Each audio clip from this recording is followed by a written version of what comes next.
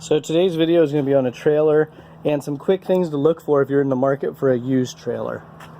So different features. This is going to focus on the exterior of the trailer. So starting at the front, you know, some trailers will have a manual tongue jack, some will have electric.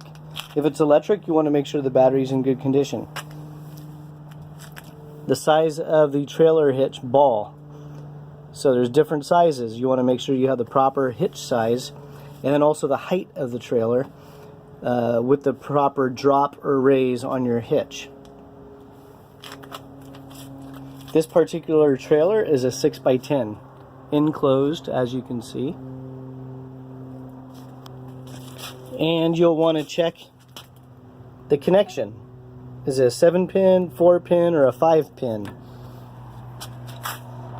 This one I actually added the 7-pin because I ran an extra power supply to charge a battery while the trailer was being towed.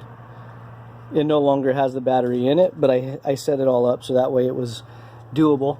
So that way the truck charged the trailer battery so I could power my stereo and the alarm system. Then you want to check the lights. You want to make sure the lights are functional, what type of lights they are.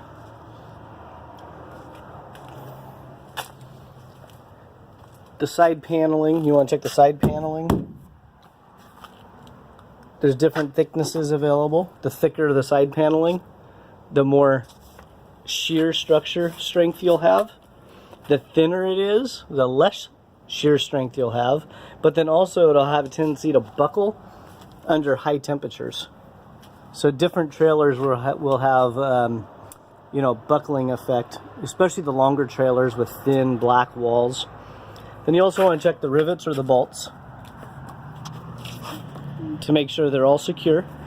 You want to make sure that the seams are secured and not leaking.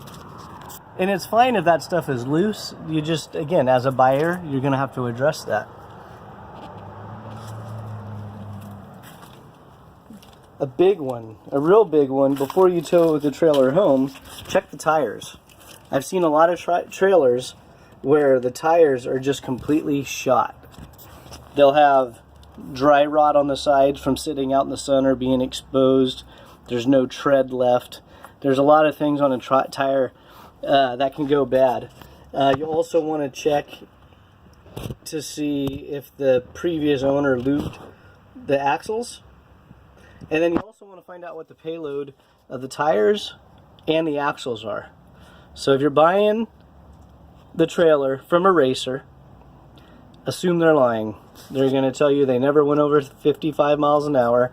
No, they never put 30,000 pounds of weight in their trailer. None of us ever did that.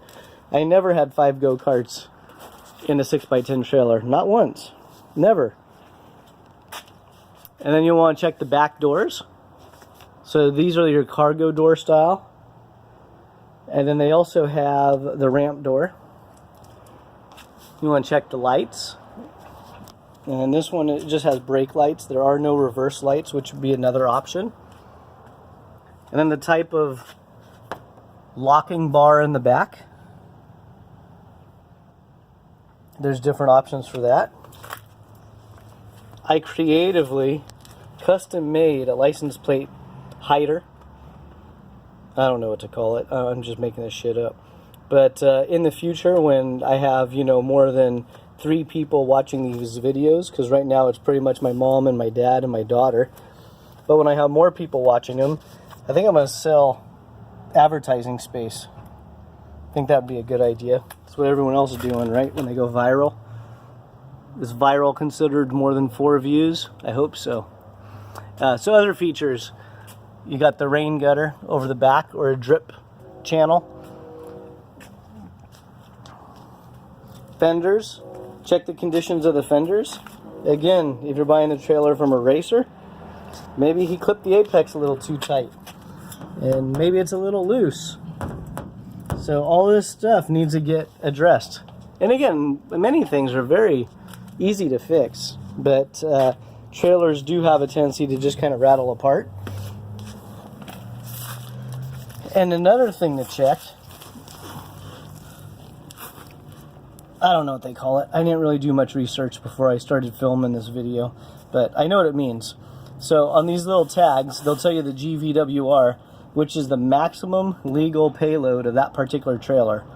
And usually it's a function of the axles and how much the axle ratings are. So you want to make sure when you load this trailer, this is a 6x10, it has a single axle. So the GVWR is probably 1250 or 1500 pounds. I'll have to look it up on the actual owner's manual because this one's faded.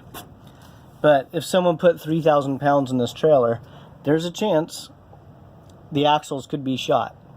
And you also need to make sure when you're buying the trailer, you kind of pre-weigh everything you're going to put in it. If you have 3 go-karts, you might want to weigh all of your items, the toolboxes, air compressors, generators, ice chests, and buy a trailer that can carry at least that amount of weight at minimum. And then I would probably put maybe a 10 or 15% fudge factor in there in case you ever expand. So this video is not very good because it's just kind of impromptu. Hey, let's go do a trailer video. They'll get better as I practice. But those are some of the things to look for. And leave your comments below so I can improve on the videos. Another video will be on the inside. And then as I get better and better at the videos, I'll just redo them over and over. And maybe some features of a trailer, like some nice diamond plate. So, you know, some trailers, they have an undercoating underneath. Some do not. But, again, those are going to be videos down the road. If you don't like it, let me know. If you like it, share it.